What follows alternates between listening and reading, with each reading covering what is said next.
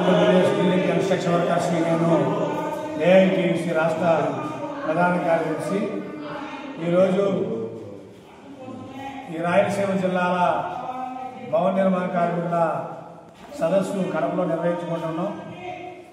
ఈ సదస్సుకు ముందుగా కోస్తాంధ్ర, ఉత్తరాంధ్ర జిల్లాల సదస్సులు నిర్వహించి చివరగా రాయలసీమ జిల్లాల సదస్సు అనేది నిర్వహిస్తున్నాం. ఈ సదస్సుల ద్వారా ఏదైతే ఈ రాష్ట్రంలో లక్షలాది కోట్లాది ఉన్నటువంటి భవన నిర్మాణ కార్మికుల సంక్షేమానికి సంబంధించినటువంటి గత ఎన్నికల సందర్భంలో అధికారంలో రాకముందు కూటమి ప్రభుత్వం ఇచ్చినటువంటి ఎన్నికల మేనిఫెస్టోలో పెట్టినటువంటి ఏదైతే భవన నిర్మాణ కార్మికుల సంక్షేమ బోర్డును పునరుద్ధరిస్తామని, బోర్డు ద్వారా నిలిపివేయబడినటువంటి క్లైమ్లన్నీ కూడా మంజూరు చేస్తామని, బోర్డు ద్వారా కార్మిక కుటుంబాలు ఆదుకోవడం కోసం మెరుగైన సౌకర్యాన్ని మీకు అందిస్తామని ఎన్నికల ముందు ఇచ్చినటువంటి మాట నిలబెట్టుకోలేనటువంటి నేపథ్యంలో ప్రభుత్వం మీద మరింత ఒత్తిడి పెంచేందుకు రేపు రానున్న నెలల్లో రాష్ట్ర వ్యాప్తంగా ఆందోళనతో పాటు ఈ రాష్ట్రంలో ఉన్నటువంటి ఉప ముఖ్యమంత్రి ఎన్నికల నాడు ఏదో సవత్తల్లి ప్రేమ చూపించి ఉపన్యాసాలు చెప్పినటువంటి పవన్ కళ్యాణ్ గారు తాను సొంత నిధి నుంచి ₹1 కోట్ల ఈ భవన నిర్మాణ సంక్షేమ బోర్డుకి ఇస్తారని చెప్పినటువంటి పవన్ కళ్యాణ్ గారు ఈ సంవత్సర కాలంలో 18 నెలలు 18 నెలలు పూర్తవుతున్నట్టు కూడా ఈ రోజు కూడా కనీసం భవన నిర్మాణ కార్మికుల సంక్షేమం మీద సభలు సమావేశాల పేరుతో అది కూడా కేవలం ఏఐటీయూసీ రాష్ట్ర వ్యాప్తంగా నిర్వహిస్తున్న పోరాటాల్లో భాగంగా తప్పనిసరి పరిస్థితుల్లో రాష్ట్ర ప్రభుత్వం అధికార యంత్రాంగం ఏదో కంటి తుడుపు చర్యగా సభలు సమావేశాల పేరుతో కుంటి సాగులతో తప్పించి తిరుగుతున్నారు. ఎన్నికల వాగ్దానాలు విస్మరించారు.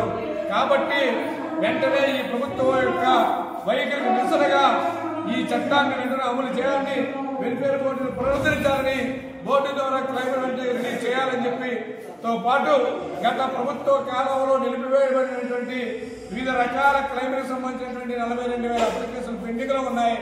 కానీ ఇప్పుడు ప్రభుత్వం చెబుతా ఉంది గత ప్రభుత్వంలో ఆపేశారు కాబట్టి మేము ఇవ్వము, అందులో కూడా అనేక అవకతవకలు జరిగాయని చెప్పి ఈ ప్రభుత్వం అధికారులు కుంటితామని చెప్తా ఉన్నారు.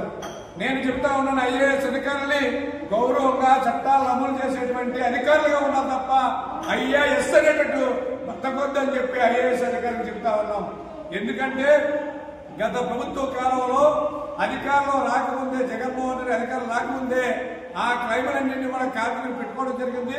పెట్టినటువంటి ఆ క్లైమ్లన్నింటినీ కూడా ఆ రోజు ఉన్నటువంటి ప్రభుత్వ అధికారులే క్లైమ్లన్నీ స్కూటీ చేశారు. కాబట్టి అవన్నీ కూడా జగన్మోహన్ రెడ్డి ప్రభుత్వం వచ్చిన అప్లికేషన్ కాదు, మీ ప్రభుత్వంలో వచ్చిన అప్లికేషన్లే. ఆ రోజు తెలుగుదేశం పార్టీ ప్రభుత్వం ఉంది. కాబట్టి ఇటువంటి కుంటిసాగులు చెప్పుకొని కార్మికుల్ని మభ్య పెట్టాలనుకోవడం మోసగించడం అవుతుంది తప్ప మరొకటి కాదు. తక్షణమే భవన నిర్మాణ కార్మిక సంక్షేమ బోర్డు మీద చర్యలు చేపట్టాలని, అదేవిధంగా రాష్ట్ర ప్రభుత్వం బోర్డుని పునరుద్ధరిస్తామని చెప్పన్నారు కదా, ఏమైందంటే బోర్డు చైర్మన్ వేసాం, ఇంకా అదనంగా మీకు సంబంధించి అందరికీ బోర్డు వేసామని ఇవాళ ప్రభుత్వం చెప్తా ఉంది.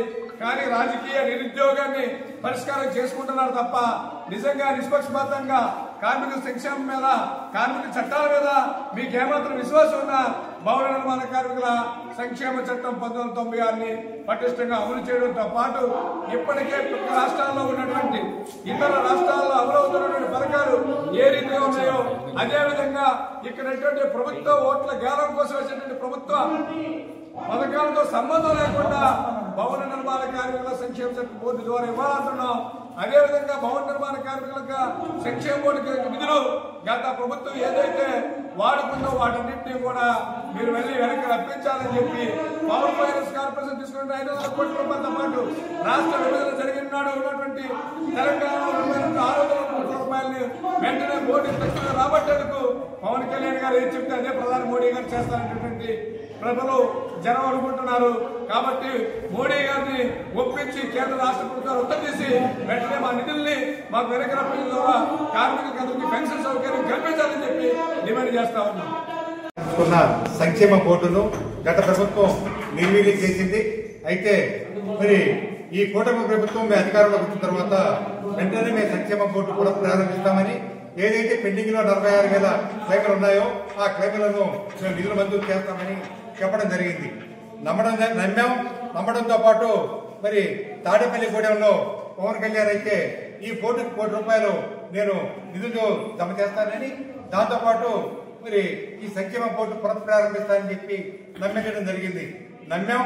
రాష్ట్రం అంతా కూడా భవన నిర్మాణ కార్మికులందరినీ కూడా మమేకం చేసి ఓట్లు వేసి గెలిపించడం జరిగింది. గద్దెనెక్కిన తర్వాత ఇప్పటికీ 20 నెలలు కావస్తూ ఉంది. ఇంతవరకు ఈ సంక్షేమ బోర్డు పూసి ఎత్తకపోవటం అత్యంత దుర్మార్గం. మరి ఈ సంక్షేమ బోర్డులో ఏదైతే నిధులు సంక్షేమ బోర్డు క్లెయిమ్లు పెండింగ్ లో ఉన్నాయో వాటికి నిధులు మంజూరు చేయాలి. దాంతోపాటు పిల్లలకి స్కాలర్షిప్లు ఇవ్వాలి. దాంతోపాటు మరి ఈ 50 సంవత్సరాలు నిండిన కార్మికులు ఎవరైతే ఉంటారో వారందరికీ కూడా పెన్షన్ రిలీజ్ చేయాల్సిన బాధ్యత ఈ రాష్ట్ర ప్రభుత్వంపై ఉంది. దాంతోపాటు ఏదైతే గత ప్రభుత్వం నిధులు దారి మళ్లించిందో ఆ నిధులు మొత్తం కూడా తిరిగి బోర్డు జమ చేయాలని చెప్పి డిమాండ్ చేస్తూ ఈ ప్రభుత్వాన్ని రాబోయే ఈ 15 రోజులు 20 రోజుల్లో అంటే డిసెంబర్ నెలలో మరి ఈ ఉప ముఖ్యమంత్రి ఎవరైతే ఉన్నారో పవన్ కళ్యాణ్ ఇల్లు ముట్టడించడానికి లేదా ఆఫీసు ముట్టడించడానికి ప్రణాళిక సిద్ధం చేస్తూ ఉన్నాం. కాబట్టి ఈ ప్రభుత్వం ఎప్పటికైనా కళ్ళు తెరిచి ఈ భవన నిర్మాణ కార్మికుల్ని ఆదుకోవాలని చెప్పి